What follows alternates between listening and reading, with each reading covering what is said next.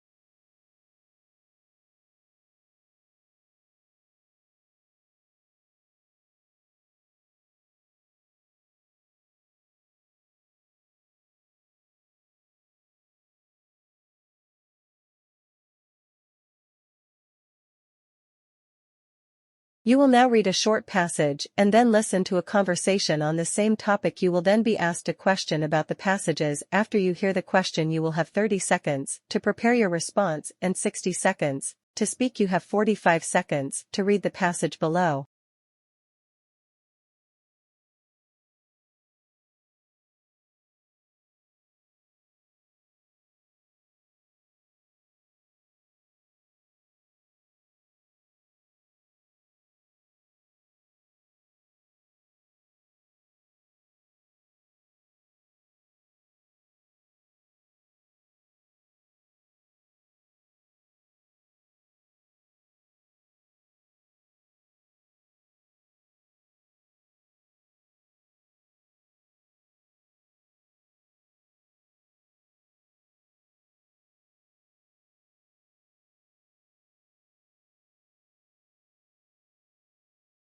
Listen to a conversation between 2 students in this article. Hey Maria, did you check out the new language lab yet? Not yet, but I saw the pictures online. It looks amazing. Do you think it's really better than the old lab? Definitely. It's way more spacious, no more fighting for computers. You can even book a space in advance. That's cool, but what about practicing with others? The old lab had group sessions. Can we still do that? Oh, even better, they have special zones for group practice. And you can connect with classmates online, perfect for independent or group learning.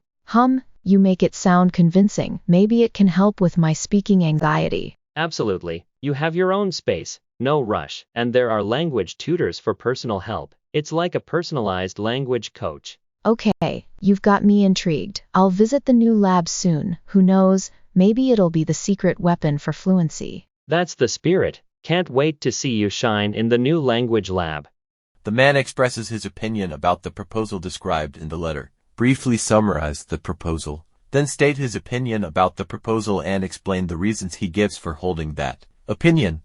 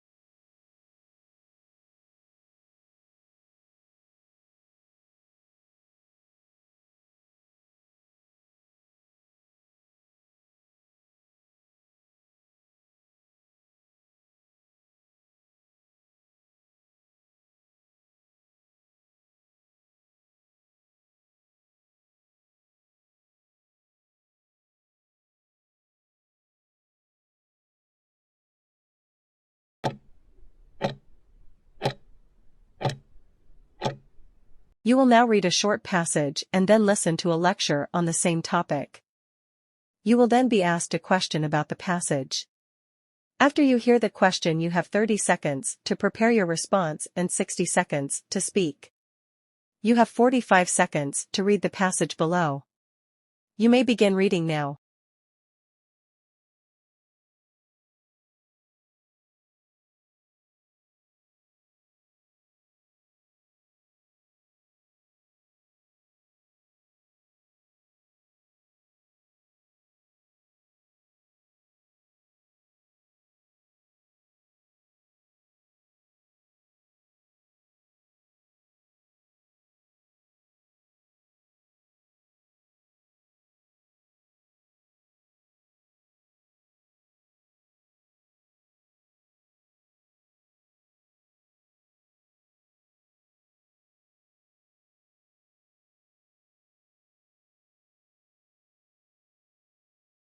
Now, listen to part of a lecture in a biology class.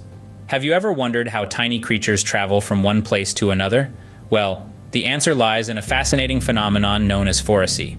This is nature's version of hitchhiking, where one species, typically a smaller one, piggybacks on another without causing harm. Let me share an example I encountered during my research in the rainforest of Costa Rica, observing the vibrant dance of hummingbirds as they flit from flower to flower. These creatures, often referred to as nature's jewels, are more than just a spectacle. They are a vital link in an intricate web of life, serving as unwitting taxis for some of nature's smallest denizens, mites. These microscopic creatures reside in flowers, a home that is as transient as it is beautiful. When their floral abode begins to wither, they face an existential crisis. Unable to fly and too small to walk great distances, they need a way to reach new blooms. This is where the hummingbird comes in. As these avian acrobats dive in and out of flowers, the mites seize their opportunity.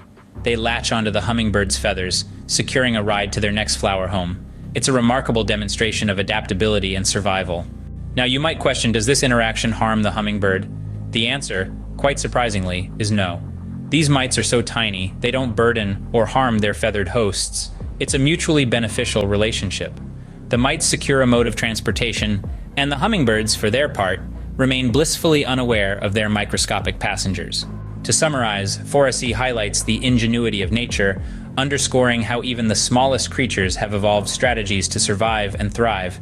It's a tale of microscopic mites and their journey from flower to flower, facilitated by the unwitting hummingbird. It's a testament to the fascinating, complex, and often unseen interactions that keep our ecosystems humming.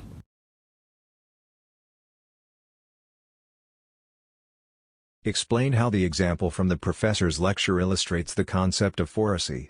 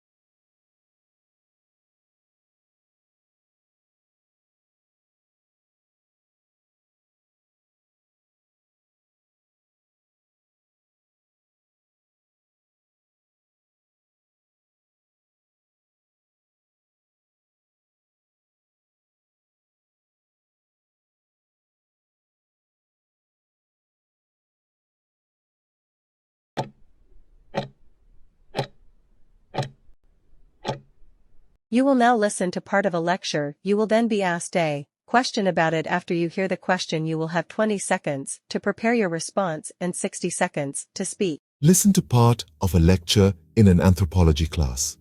Today, we're going to learn about how things changed in olden times when people bought and sold things.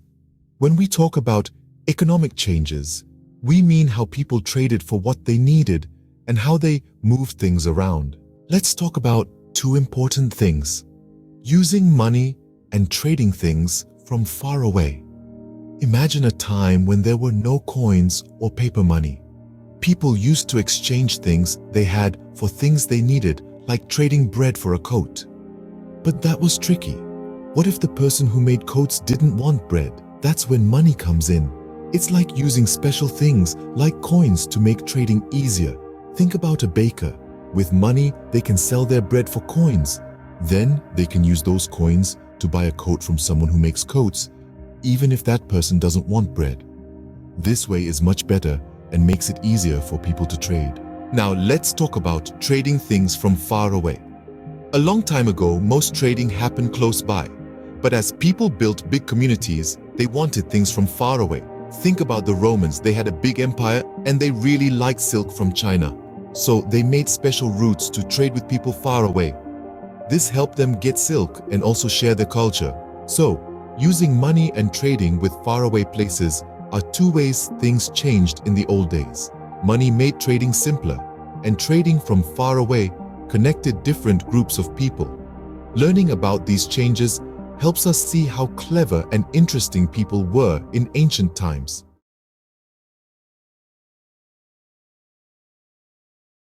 Using specific points and examples from the lecture, explain two ways that economic changes impacted ancient civilizations.